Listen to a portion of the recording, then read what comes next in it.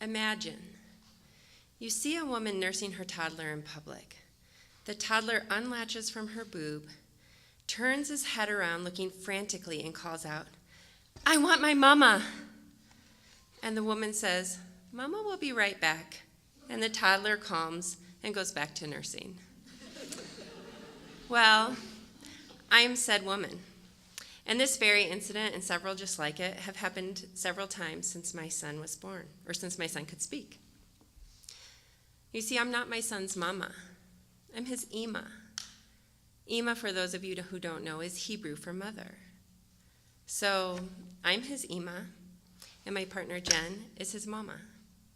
And to help you understand this, I share with you the insight of my nephew, who was 6 when my son was born. "Oh, I get it," he said, pointing at me as I was nursing our son. "You're the mama. And then he turned and pointed at my partner, Jen. "And you're the papa mama." And yep, that's pretty much it in a nutshell. And like many moms of toddlers, we deal with much of the same issues of parenthood. But as queer parents, we deal with an additional layer of complexities that our language and our culture haven't quite caught up to. For example, I use my label maker, you can get one at Costco, to change the papa and dads in books to Imas and mamas. And I look forward to the day when I fill out a form and it says parent and parent instead of mother and father. But we queer mothers aren't much like other mothers. Most of us trying to navigate through this thing called motherhood. And sometimes it's not so graceful. Such is the case with what I call the public potty ballet, in which you're reaching out as far as you can to prevent your child from opening the bathroom stall door with one hand, while simultaneously trying to wipe your ass with the other. I know some of you have been there. But motherhood is the most radically rewarding and challenging practice that I've ever encountered.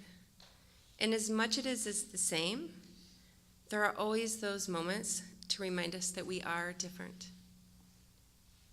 The first and most important thing everyone wants to know is how we became a family in the first place. There aren't too many, "Oops, we're pregnant," among queer families. But I do know of one.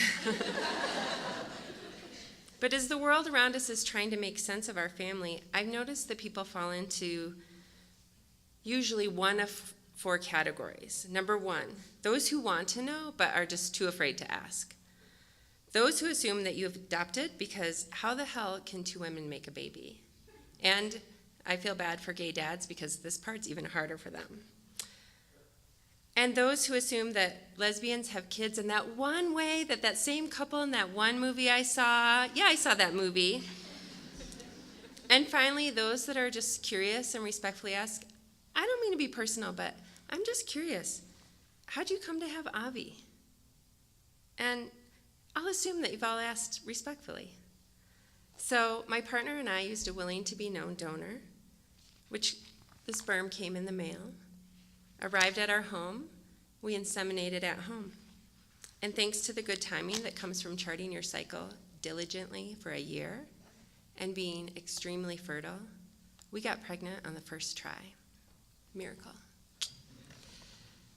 And probably the most bittersweet issue we've had to deal with as queer parents is the second parent adoption. It sucks to have to jump through hoops to have the same rights as our straight friends. And imagine sitting across your dining room table from a social worker who's apologizing profusely for being 45 minutes late to your home study because she has horrible period cramps and took one too many Midol and couldn't figure out north from south when she was driving on Broadway. Would she be fit to be a good mother? I don't know, but it didn't really make me very confident about her ability to judge us as mothers. And the background checks, and the thousands of dollars to pay for the whole experience. One caring yet naive friend said, I don't understand why you just don't get married, and then you wouldn't have to go through all of this. But having both of our names listed on our son's birth certificate, mother, makes it frameworthy. And then there are the constant corrections. Most of the time it's not a big deal. A nurse who unknowingly asks, "So which one of you is his mother?" She isn't being homophobic. She just doesn't have the experience or the language. And even those of us who do, i.e. myself, might have been at a Halloween party with mostly queer parents, 2 mom families, 2 dad families, said to a young child playing in the front yard near the street, "Does your mom, does a parent know that you're out here playing by the street?" We all make mistakes. And how others refer to us in front of Avi gets confusing at times too. We are Ima and Mama. But people forget. And we have to correct family members who call me Mama. "You mean Ima?" "Yes, I mean Ima." My brother decided that emu might be good for a short while. And honestly, sometimes we even have to correct ourselves. But sometimes I'm not even quite sure what to say. So my son and I are at the soft opening of a new bakery in our neighborhood. Free baked goods all day. And they had gluten-free vegan options. Score. So we're standing in a line that's wrapped around the corner, and a woman, say, 70s probably, she's standing in front of us. And she's engaging with Avi and commenting on his beautiful curls. "Did you get those beautiful locks from your mother or from your father?" And then she looks at me for an answer. Several different scenarios go through my head. He gets his curls from me. He gets his curls from his donor and me. He gets his curls from his other mama, who, for the record, shares no genetic material. A gift from God. Wouldn't you like to know? I just smile and say to my son, "She really likes your curls. She wants to know where you got them so she can get some for herself."